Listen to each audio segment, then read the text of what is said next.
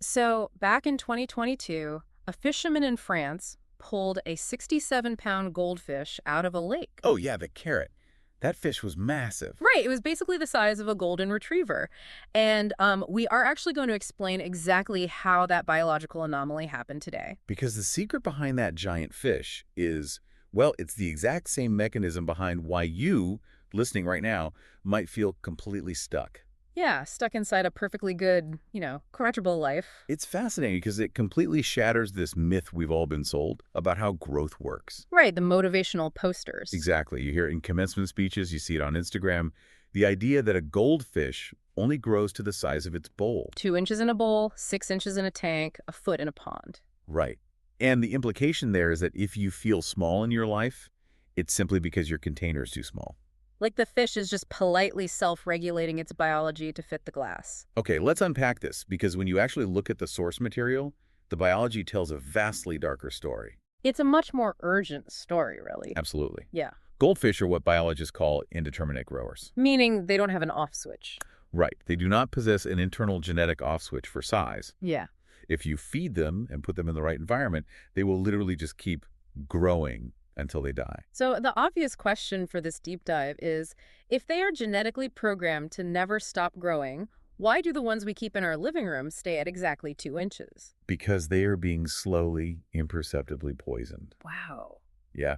I mean, what happens in a small static bowl is that the water fouls incredibly fast. The biological waste just concentrates. So the oxygen levels plummet. Exactly. The filtration can't keep up with the living organism inside it. So the stunting you see, the fact that the fish stays 2 inches long, it isn't a sign of tidy, polite adaptation. It's actually a severe symptom of physiological distress. Yes. The environment is suffocating its potential. And the real proof of this is that if you take that exact same stunted 2-inch goldfish and drop it into clean, highly oxygenated water, it experiences a massive, aggressive surge in growth. It rapidly catches up on the physical size it was, owed by its biology. So the problem was never the physical dimensions of the bowl. No, it was the quality of the water. And that realization right there is the entire spine of our deep dive today.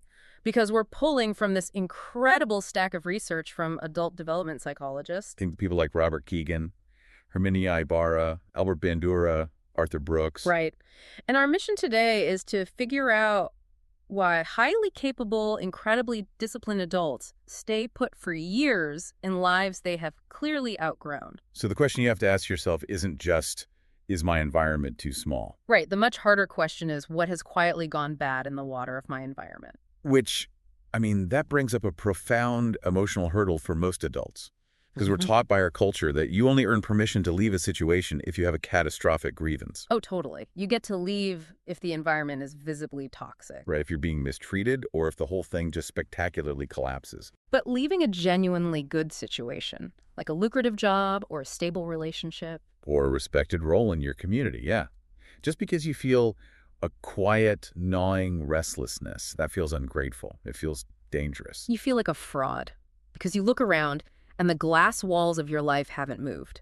Your title is the same, your address is the same, the people are the same. On paper, nothing is broken. Exactly. But the water has changed. Maybe you're in an organization where showing any kind of creative initiative suddenly carries a massive political risk, so you just stop speaking up. Or you're in a relationship where absolute honesty has become too emotionally expensive. Yeah. So you start, editing your personality.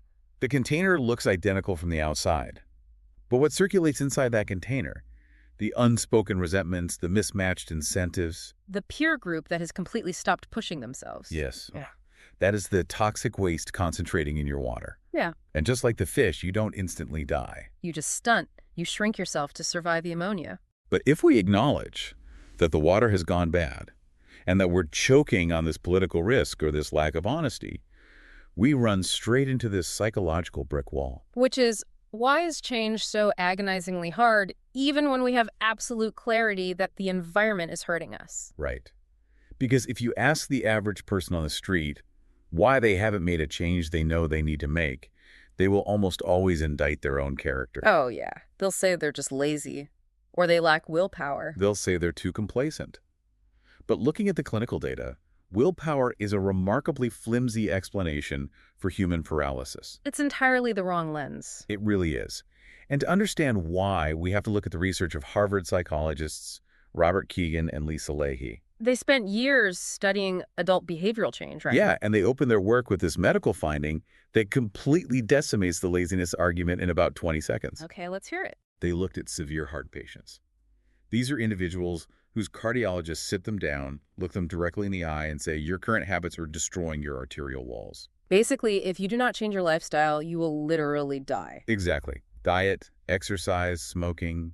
These patients are being handed the ultimate, most primal incentive a human being can possibly receive, which is biological survival. I mean, if there was ever a moment where willpower should mathematically kick in, it's when you're staring down your own mortality. And yet, when Kegan and Lahey tracked these patients, only roughly 1 in 7 actually managed to make these sustained lifestyle changes. Wait, 1 in 7, that's it. 1 in 7. 6 out of 7 people received the ultimate, undeniable ultimatum, and it is not enough to make them alter their daily routines. You cannot call that a lack of motivation. I mean, no one wants to die. No one is too lazy to want to live. The old metaphor for this, the one you hear in corporate coaching all the time, is that it's like sitting in a car, pressing your foot on the gas pedal as hard as you can. While your other foot is slammed on the brake. Right. The engine works, the intention to move forward is completely sincere, but nothing moves. Are we really doing this to ourselves on purpose? Well, what's fascinating here is that Kegan's underlying psychology shows that metaphor is actually too mechanical. It's not a broken engine. It operates much more like an autoimmune response. Like a medical autoimmune disorder. Exactly. In the body, the defense system gets confused and starts attacking healthy tissue because it misidentifies it as a deadly virus. Oh, wow. Yeah, when we fail to change our lives, our psychological immune system is doing the exact same thing. It's attacking the new healthy behavior because it views that behavior as a fatal threat to our core identity. That is a phenomenal way to frame it. Kegan and Lahey call this an immunity to change. Their central insight is that when we fail to act, we aren't actually failing. We are successfully, brilliantly executing a hidden commitment. So we think of our resistance as a defect, but it's actually a highly sophisticated protective mechanism. Precisely. When they interviewed people who were totally stuck, they found that beneath every stated goal, there was an unstated, competing commitment running the show from the subconscious. Okay, let's break down the mechanics of how that actually works in someone's daily life, because it's invisible until you map it out. Sure. Let's say you have this incredibly competent executive listening right now. She's burning out. She works 80-hour weeks, misses her kids' bedtimes, and she says out loud, I need to delegate. I am drowning. And she sincerely means it. That is her stated goal. Right. But every single time her team tries to take ownership of a project, she swoops in at the 11th hour, finds some minor flaw, and micromanages it to completion. From the outside, her staff just thinks she lacks management discipline, or she doesn't trust them. But if Kegan were to sit down with her, he'd look for that hidden commitment. He'd ask, what is the most terrifying thing that would happen if you actually succeeded at delegating? And what usually emerges is a massive, unwritten assumption about her own worth. She has a hidden commitment to never being seen as expendable. Right. Her internal logic says, if I delegate perfectly and my team proves they can run this division without me, I stop being indispensable.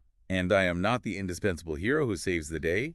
I have no value. So her psychological immune system views the act of delegating not as relief from burnout, but as an existential threat to her identity. So the immune system attacks the delegation. She pays the terrible cost of burnout out of her own physical body just to keep that hidden commitment safe. She is choosing the slow poison of the water over the immediate terror of losing her identity. Yes. And you see this everywhere once you know what to look for. Yeah. Think about the person who says they want a deeply intimate romantic relationship. But they constantly pick fights over minor issues the second things get serious. Exactly. Their stated goal is intimacy. Yeah. But their hidden commitment is to never, ever be vulnerable to the kind of devastation they experienced in their last breakup. The stated desire is totally real. The hidden commitment is just stronger. And the tragedy is that these competing forces create this agonizing internal friction. You're exhausting yourself just to stay exactly in the same place. Because executing the change requires dismantling a piece of who you are. The old identity functions like an invisible contract. Both with yourself and with everyone in your environment. You are terrified of breaching that contract. Which brings us to this incredible piece of research from Herminia Ibarra. She studies career reinvention, and she highlights this visceral parable that just perfectly captures the absurdity of how this looks to the outside world. Yes, the parable of the sinking woman. It's so powerful. It really is. It's the story of a woman who is swimming across a vast, deep lake, but she is holding a massive, heavy rock against her chest. And as she swims toward the middle of the lake, her muscles start to fail. The sheer weight of the rock is pulling her under the surface. Now, there's a crowd of people standing on the shore watching this happen, and they instantly see the mechanical solution to the problem. So they start screaming at her. Drop the rock, just let it go, and you will float. You can swim. But she keeps struggling. She keeps sinking. The crowd is shouting louder and louder. And just as the water goes completely over her head, they hear her gasp, "I can't, it's mine." I can't. It's mine. I mean, the people screaming on the shore are completely objectively correct.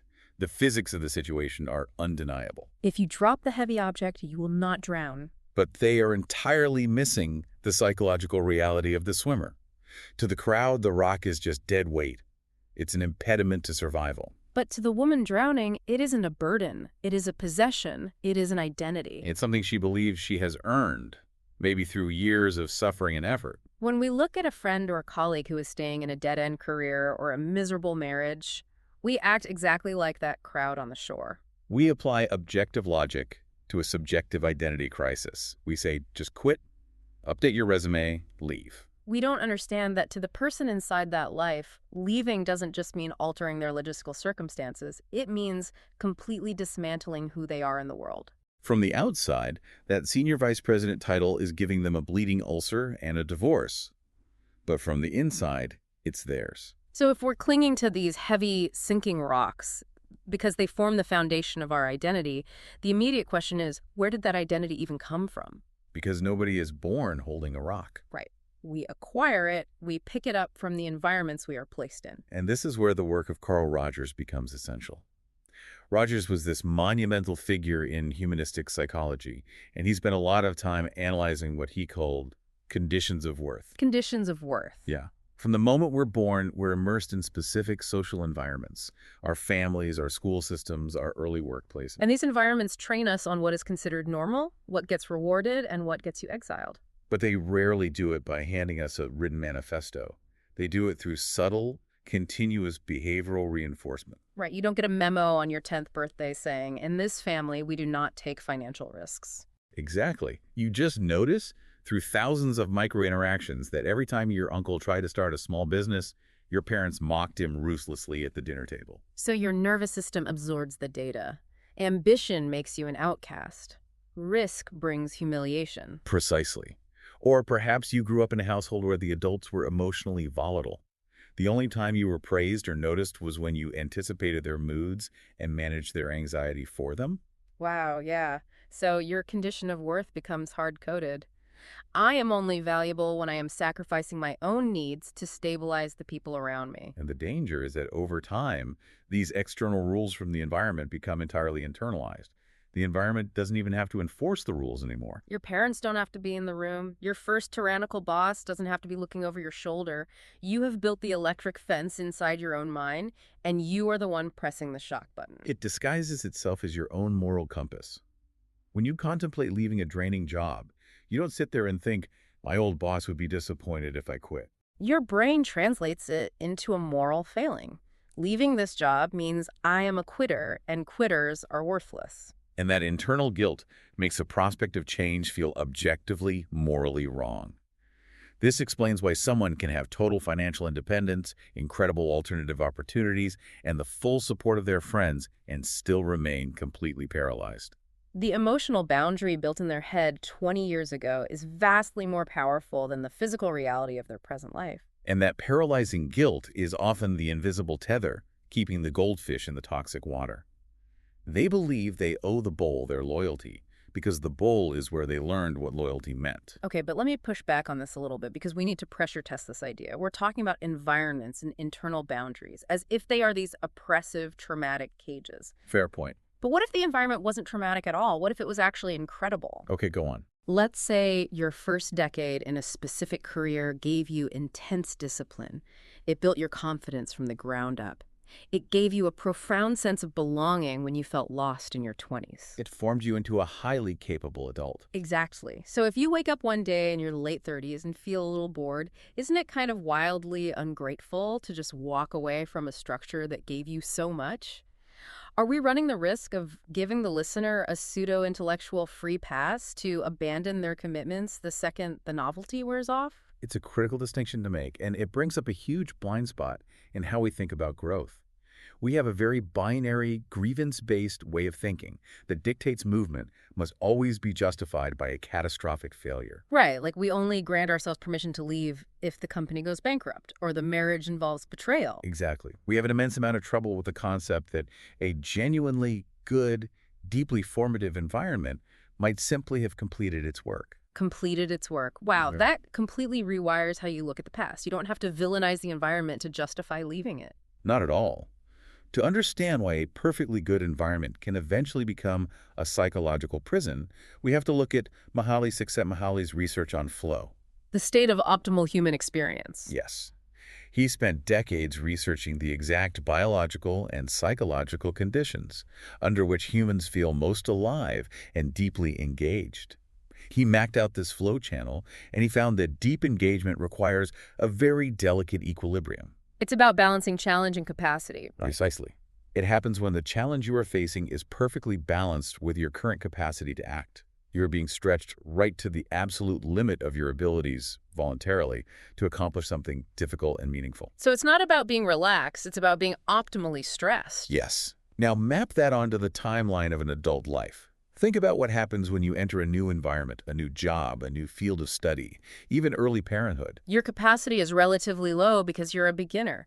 Everything requires massive conscious effort. You're learning the unwritten political rules, acquiring new technical skills. The challenge level is incredibly high. Because the challenge outpaces your skill, you are forced into a state of active growth. You are deeply engaged because you have to be just to survive. But flash forward 10 years. You have mastered the environment.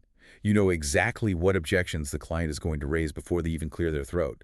You know the exact formula to appease your manager. You can execute your core responsibilities on autopilot. And when your capacity substantially exceeds the challenge provided by the environment, the psychological result is not a blissful state of relaxation. The result is sustained boredom. Sustained underuse. Yes. And what Csikszentmihalyi's research reveals is that this boredom is not a moral failing on your part. It is not a character flaw. And it is not a lack of gratitude for the job that pays your mortgage. It is a biological symptom indicating that your newly developed capacity has nowhere left to go. The environment hasn't objectively deteriorated, but the company might still be great, the people might still be kind, but it can no longer contain the magnitude of the person you have become by mastering it. That is the deepest possible reading of the goldfish metaphor. The tragedy of the small bowl isn't just a lack of square footage. It is that all of this latent energy, this unused, hard-won capacity, has no physical outlet. And energy doesn't just evaporate. Right. If you're an ambitious person and your daily life only requires you to perform repetitive, mastered tasks, your ambition turns inward. It metastasizes. It turns into office politics. Yes. It turns into obsessive neurotic perfectionism over minor details that do not matter, or it just decays into profound cynical apathy. Remaining in an environment you have outgrown requires continuous self-reduction. You are actively shrinking your capabilities to fit the boundaries of a game you've already beaten. Which, as the source text points out, is a highly respectable, well-compensated form of self-harm. You are paying for the comfort of stability with the currency of your own vitality. And eventually, the account runs dry. Okay, so that covers the excruciating internal dilemma of deciding to jump out of a bowl you've outgrown. But if we are being completely honest about how life actually operates, we rarely get the luxury of agonizing over the decision for years. That's true. Sometimes the bowl doesn't wait for us to decide. Sometimes the bowl just violently shatters. The involuntary exit. Yeah. The forced transition. Yes. And if we look at the data from Bruce Feiler, it forces us to confront how completely inadequate our mental models of adulthood actually are. Because we all grew up with this deeply ingrained map of how a successful life is supposed to unfold. The linear model. Exactly. You go to school, you pick a major, you get an entry-level job, you climb the ladder, find a partner, buy a house, raise kids, retire, and relax. And the implicit promise of that linear model is that if you veer off that track, or if the track breaks, you have failed. You're having a crisis. Which is an incredibly punishing standard to hold yourself to because literally nobody's life follows that trajectory anymore. The linear life is a statistical myth. Feiler's numbers just blew my mind. He conducted hundreds of deep biographical interviews to track patterns of disruption. He coined the term lifequakes to describe these massive structural disruptions that completely upend your daily reality. And a lifequake isn't just a bad week at the office. No, it's when your company gets liquidated overnight, or your spouse suddenly asks for a divorce, or you get a severe medical diagnosis, or a parent passes away and you become a caregiver. Right. And according to his quantitative research, the average adult will experience 3 to 5 major lifequakes in their lifetime. 3 to 5 catastrophic disruptions to the status quo. But the real gut punch of the data isn't the frequency of the quakes, it's the aftermath. Feiler found that the subsequent transition period, the time it actually takes to internally process the disruption, reinvent your identity, and stabilize a new normal, takes an average of 5 years. Let's just do the arithmetic on that because the implications are staggering. If you experienced 3 to 5 lifequakes, and each one demands roughly 5 years in transition, that is 15 to 25 years of your adult life. we spend close to half our adult lives in transition. Half. If you are listening to this right now, just think about that math. If you're driving to work right now or walking the dog and you feel like your life is a chaotic mess because you're between careers, or you're trying to figure out dating again at 40, or you're staring at an empty nest. And you're beating yourself up because you aren't settled. Right. I want you to hear this data. This reframes your current disorientation. It is not an emergency. It is certainly not a personal failure. What you are experiencing is standard operating procedure for a human life. The linear life is dead, and the nonlinear life is the only reality we inhabit. But because our cultural vocabulary hasn't updated to match this reality, we still treat transition periods as shameful, embarrassing interruptions. We view them as a waiting room that we need to rush out of as fast as possible so we can get back to the real life. We want to hit fast forward to the end of the movie where the music swells and everything makes sense again. And that desire to fast forward is exactly why transitions fail. Which brings us to the work of William Bridges. Bridges is arguably the godfather of modern transition theory, and he made this foundational distinction that almost everyone misses. Change and transition are not the same thing. Oh, this is so good. Explain this. Change is situational. It is what happens entirely outside of you. Transition is psychological. It is what happens inside of you. Change can happen in a single afternoon. You sign the divorce papers, the moving truck pulls away, you get handed the pink slip. But transition is the slow, arduous, internal rewiring of your nervous system and your identity that follows the change. Yes, and Bridges mapped out that every single transition, without exception, is composed of 3 distinct phases: an ending, a neutral zone, and a new beginning. Looking at those 3 phases, it is incredibly obvious that as a culture, we only value the new beginning. We want to skip the ending entirely. We throw a party for the new job, but we don't know what to do with the grief of leaving the old one. Because the ending requires the confrontation of loss. Bridges was adamant about this. Every transition begins with an ending. It does not begin with a visionary plan. It does not begin with a burst of motivation. It begins with a death. And this holds true even if the situational change is wildly positive and something you actively campaign for. This is a huge point.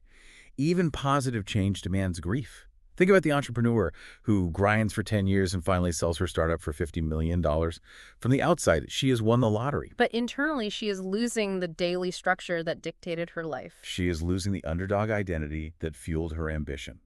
She's losing the foxhole camaraderie she shared with her founding team.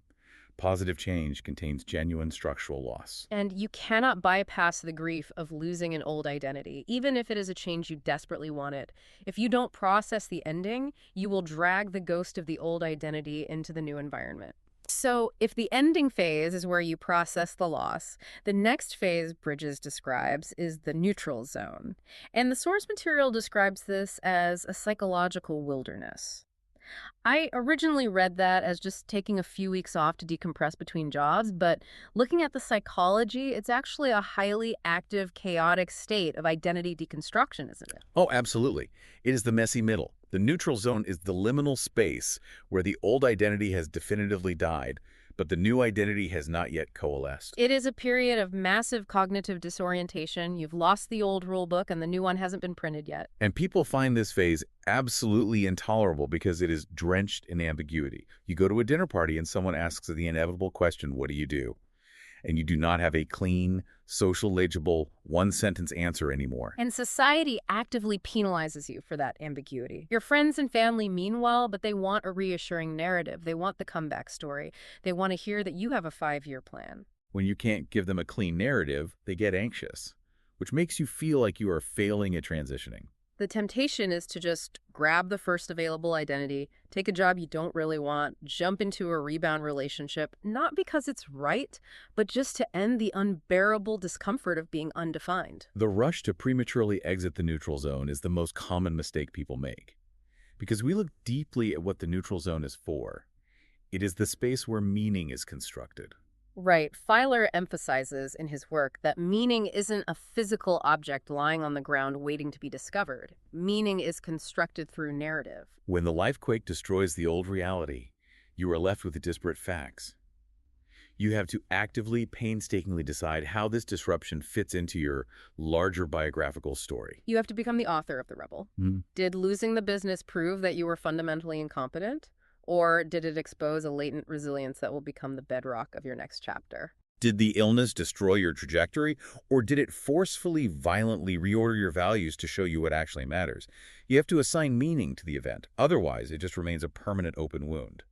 Meaning-making is not about slapping a toxic positivity sticker on a tragedy. It isn't saying everything happens for a reason. No, some losses are senseless and brutal. Meaning-making is about placing the painful truth inside a larger, ongoing framework of a life. It is deciding what the event will be permitted to dictate about your future. But constructing that new framework requires immense patience, and it requires a methodology that goes completely against our modern instincts. Which brings us to a massive mechanical problem. Let's say you are standing in the wreckage of your old bull. You are deep in the neutral zone. The old identity is dead. How do you actually figure out who you are supposed to be next? The default setting in our culture, the one sold by a billion-dollar self-help industry, is that you need to go on a retreat, sit quietly in a room, take a dozen personality tests, and think your way into a new identity. We try to use introspection to solve a structural problem. And that is exactly why Herminia Ibarra's research is so disruptive to the coaching industry. She writes unequivocally, you cannot discover yourself by introspection. It's a direct attack on the idea of finding your true self by looking inward. Why does introspection fail us when we need it most? Because of the quality of the data your brain is using. Introspection, as a primary mechanism for change, is a closed loop. When you are trying to figure out a new career and you sit in your living room to deeply reflect on what you should do, what information are you actually analyzing? You're running mental simulations using the vocabulary, the biases, the assumptions, and the limited network of the exact environment you are desperately trying to escape. You literally do not possess the data required to imagine a life you have never physically observed. You don't know what roles actually exist in other industries. You idealize certain fields based on movies, and you dismiss others based on outdated stereotypes. Introspection just loops your existing ignorance and anxiety on a faster processor.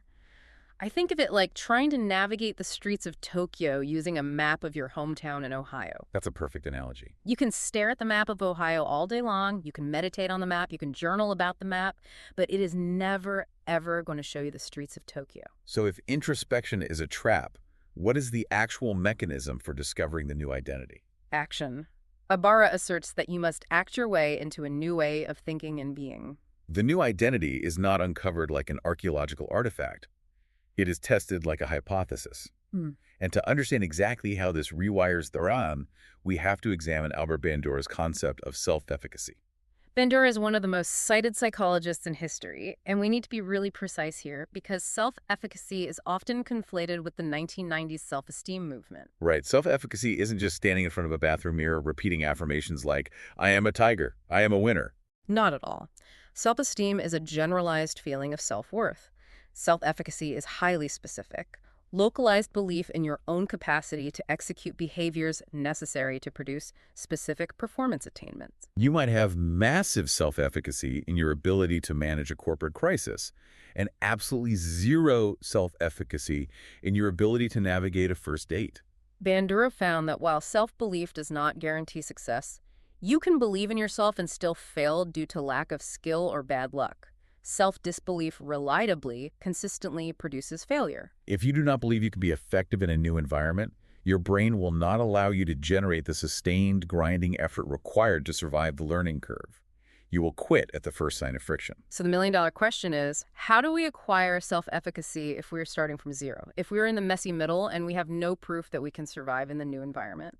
Bandura identified several sources of self-efficacy, but the absolute most powerful one, the one that overrides everything else, is what he called an active mastery experience. Which is the academic terminology for acquiring undeniable, real-world proof of your own performance. Friends offering verbal encouragement is helpful. Watching a mentor succeed is useful. But the human brain is highly skeptical. It demands a receipt. The only way to convince your nervous system that you are capable of a new identity is to force it to witness you executing the behaviors of that identity in reality. It's the difference between trying to learn how to ride a bike by sitting on the grass, visualizing the mechanics of pedaling, and waiting until you internally feel like a cyclist. You will sit on the grass forever. You have to get on the seat, you have to wobble, you have to scrape your knee. The brain requires the physical sensation of balancing before it will grant you the identity of someone who can balance. Readiness is manufactured by acting. You do not get the confidence before you take the leap. Confidence is an output of successful engagement, not an input. And this sequencing acting before you feel ready is incredibly hostile to highly accomplished adults.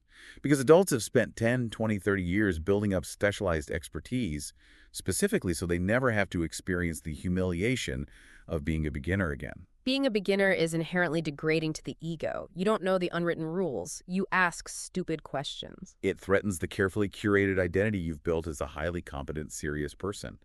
So instead of going out into the world, testing a new reality, and risking looking foolish, highly competent people retreat into daydreaming. Ibarra warns heavily against this. Daydreaming is the most respectable, insidious form of avoidance. It feels productive. It feels like strategic planning. But it generates zero real-world data. So if we can't introspect, and we can't just daydream about quitting our jobs and moving to a farm, what is the practical instruction? How do we take action without blowing up our lives? Ibarra suggests a fundamental shift in framing. We need to replace the paralyzing, existential, unanswerable question of, who am I, with a much more workable, empirical question. Which possible self is easiest to test this month? Which possible self is easiest to test this month? That immediately lowers the psychological stakes. You don't have to declare a permanent new identity. You just have to run a cheap, fast experiment. If you think your true calling is to be a novelist, do not quit your job, rent a cabin, and stare at a blank screen. Write one single essay this weekend. See if you actually enjoy the brutal mechanics of writing, or if you just enjoy the romantic fantasy of being a published author. Exactly. Small experiments dissolve the false binary between total commitment and total paralysis. You gather evidence. You see if the reality of the daily grind matches the fantasy. And piece by piece, action generates information. The information revises your internal beliefs, and repeated master experiences slowly, organically build the self-efficacy you thought you needed before you started. Testing a new identity makes total sense when you were starting from scratch or when a life quake has already leveled your old reality. But this brings us to what I think is the most difficult, counterintuitive terrain in the entire deep dive. What if your current bowl isn't a mess? What if your bowl is magnificent? Exactly. What if the exit you are contemplating is an exit from massive, undeniable success? This is the territory where the cultural scripts fail us completely. The exit from success. To frame this, we have to look at the work of Arthur Brooks. Brooks is a social scientist who was operating at the absolute zenith of his career. He was running a massive, highly influential think tank in Washington, D.C., writing bestsellers, advising politicians. And he writes about a moment that completely fractured his understanding of success. He was on a commercial airplane and he overheard a conversation in the row behind him. He recognized the voice immediately. It was an 80-year-old man who was incredibly famous, a universally respected titan in his field. This man was a hero to millions, including Brooks. And in the dark of the airplane cabin, this famous man was confessing to his wife that he wished he were dead. He stated that his life had entirely lost its meaning and that no one needed him anymore. It is a chilling anecdote to read, because the central promise of our entire capitalist meritocratic culture is that if you just achieve enough, If you accumulate the wealth, secure the titles, and win the universal respect of your peers, you purchase permanent insulation from feeling irrelevant. If you're listening to this and you haven't reached the absolute pinnacle of your career yet, you're probably rolling your eyes. You're thinking, oh, poor millionaire who feels sad on a plane. But Brooks's data shows this isn't just a billionaire problem. This dynamic hits middle management. It hits school principals. It hits master electricians. Brooks found the exact opposite of what we expect. He discovered what he terms the striver's curse. The data reveals that the greater your achievements and the tighter your psychological attachment to those achievements, the more sharply you register your eventual decline, and the more agonizing that decline becomes. Success does not cushion the fall. It increases the height from which you drop. Why does that happen?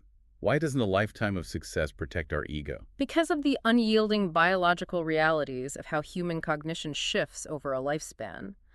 Brooks grounds his argument in the distinction between fluid intelligence and crystallized intelligence. Fluid intelligence is your raw processing power. It's located heavily in the prefrontal cortex. It dictates your ability to innovate, to solve highly novel problems, to work with intense speed, and to mentally out-hustle the competition. This is the engine that drives the explosive, meteoric success of your 20s and 30s. But fluid intelligence is biologically destined to peak early. It begins to measurably decline in your late 30s and 40s. You simply cannot process information at that manic pace forever. You start losing a step. And high performers, people who have built their entire identity on being the smartest, fastest person in the boardroom, feel that loss viscerally. They notice when it takes them longer to grasp a new software, or when a 25-year-old rival easily outmaneuvers them in a strategy meeting. Exactly. But nature does not leave us empty-handed. It provides a second cognitive curve: crystallized intelligence. This is your accumulated library of knowledge. It is your pattern recognition, your synthesized wisdom, your ability to mentor, and your capacity to explain complex systems. This curve does not peak until your 50s, 60s, or even later. It is a completely different, profoundly valuable kind of strength. But the crisis happens because the highly successful person refuses to step off the fluid intelligence curve. They view decline as a lack of effort, so they try to double down. They work 80 hours instead of 60 to compensate for the loss of speed. They fiercely, aggressively guard their titles. They view younger, faster talent not as the future of the organization, but as a personal existential threat that must be suppressed. They are playing a game they are biologically destined to lose. They are terrified because they have peaked at the only metric they know how to value. Brooks argues that the only viable way out of this trap is to deliberately, voluntarily jump to the second curve, the crystallized intelligence curve, before the first one collapses underneath you. You have to transition from the innovator to the instructor. But the culture does not reward that jump. That is the tragedy of the gold bull. If you fail spectacularly, everyone understands why you need to reinvent yourself. Failure provides immediate social permission to change. But success actively revokes that permission. If you are highly paid, deeply respected, sitting at the top of the organizational chart, and you announce, I want to step down from leadership, take a pay cut, and just focus on mentoring young talent, everyone in your network thinks you have lost your mind. Your peers will try to talk you out of it. Because the first half of a human life is consumed by the metric of acquisition. What can I build? What can I achieve? The second half of life demands a fundamentally different question. What can I give? Moving from the hero of the story to the guide. And you are entirely correct. There is no public scoreboard for wisdom. Forbes does not publish a 30 under 30 list for humility. There are no press releases when a senior executive decides to quietly subordinate their ego to elevate the next generation. It is an invisible internal transition, which means you have to validate it entirely by yourself. You have to look at your beautiful, impressive, lucrative life and realize something profound. The old bowl may be made of solid gold. It may have your name intricately engraved on the side, but it is still a bowl. And if you cannot grow inside it anymore, if you are forced to shrink your spirit just to maintain your title, it is suffocating you just as surely as a dirty glass bowl suffocates a goldfish. That realization requires a staggering amount of emotional maturity because you have to leave without anger. Leaving in a rage is easy. The adrenaline carries you out the door. Leaving a good situation requires ambivalence. You simply have to acknowledge that a deeply valuable, highly rewarding chapter of your life has been fully completed, and it is time to turn the page. Which is a beautiful, inspiring thought. But I want to introduce a harsh reality check here as we bring these ideas together.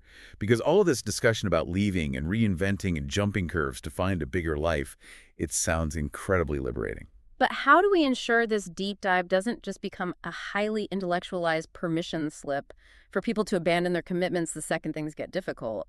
How do you, as the listener, know that you aren't just quitting your marriage or your job because you don't want to do the agonizing, unglamorous work of staying? This is the immense danger of the bigger life narrative. It can be so easily hijacked by our own psychological avoidance.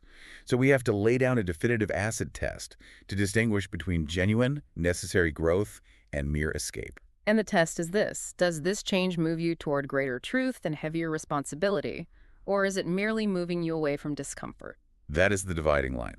Responsibility versus discomfort. True growth almost always increases your burden of responsibility somewhere in your life. A genuinely new career requires the humbling, terrifying responsibility of learning from scratch and being a beginner. A healthier relationship demands the brutal daily responsibility of absolute honesty and vulnerability. Moving to the second curve of success demands the responsibility of dismantling your own ego to elevate someone else. Even gaining more personal freedom usually comes with the heavy obligation to structure your own life without a boss telling you what to do. Growth is heavy. Whereas escape is totally different. Escape is characterized by repetition. Exactly. The person who is merely escaping will change their external environments, but they will meticulously recreate the exact same toxic patterns in the new location. They move across the country to a new city for a fresh start, but within 2 years they're complaining about the exact same kind of interpersonal drama with their new friend group. They change jobs every 18 months, but they still feel undervalued and overworked because they haven't addressed their own fundamental inability to set boundaries. They are running from the friction, but they pack their own dysfunction in their suitcase. But in the moment, when you are sweating and pacing the floor and agonizing over a major life decision, both growth and escape just feel like severe anxiety. Your heart rate is elevated either way. The friction feels identical. How can you really feel the difference internally? This forces us to define what a bigger life actually looks like. A bigger life does not necessarily mean a wealthier life, a busier life, or a more geographically adventurous life. A bigger life is a life with a greater capacity for reality. It produces integration. Growth allows you to hold more complexity, to hold grief for what you are leaving and gratitude for what you are moving toward at the exact same time. Escape fragments you. Escape keeps you permanently undefined, because if you remain undefined and always on the run, you never have to be fully accountable to anyone. Growth is finding the room to tell the absolute truth about who you are and what you are capable of bearing. A greater capacity for reality. That is a stunning definition. And it brings us completely full circle back to the biological reality of our goldfish. Because a bigger life isn't just about finding a bigger lake to swim in. Sometimes the next environment is actually physically smaller. An executive leaves a massive multinational corporation to teach at a local community college, or someone moves from a sprawling metropolis to a quiet small town. The size of the life isn't measured by external scale, it's measured by the room you have to develop. It always returns to the quality of the water. Recognizing what is polluting your environment. Recognizing when the water has quietly gone bad, whether that pollution is external toxicity or your own outgrown success. And acknowledging that you don't have to burn the past to the ground to move forward. You can be incredibly grateful for what a previous environment taught you. It may have built you into the person you are today, but profound gratitude does not require permanent residence. As we wrap this up, I want to leave us with one final story from Arthur Brooks. He tells this story about being a young man out fishing on the ocean with an experienced old-timer on the falling tide. The tide is going out, the water is rapidly receding. And Brooks, feeling anxious about the changing conditions, asks the older man what could go wrong. The old-timer looks at him and says, "There's only one mistake you can make during a falling tide, and that is not having your line in the water." Having the courage to keep participating. It is the perfect metaphor for navigating the back half of life, or navigating the neutral zone of any massive transition. The tide will inevitably fall. Fluid intelligence recedes. Physical capacity recedes. Certain roles, titles, and identities will inevitably come to an end. But the receding period is intensely, profoundly productive. As long as you keep your line in the water, you must stay engaged. You must keep running small experiments. You must continue to construct meaning from the disruption. Because the only real tragedy, the only true failure, is pulling your line out of the water, retreating to the safety of the dock, and spending the rest of your life complaining about the level of the tide. You have to keep participating in your own becoming, even when the water is shallow. And so, to you listening, as we close this deep dive, I want to leave you with one final provocative thought. It's something for you to mull over when you turn this off and go back to your day. Think deeply about the life you are operating inside right now, the job, the relationships, the daily routines, the hidden commitments.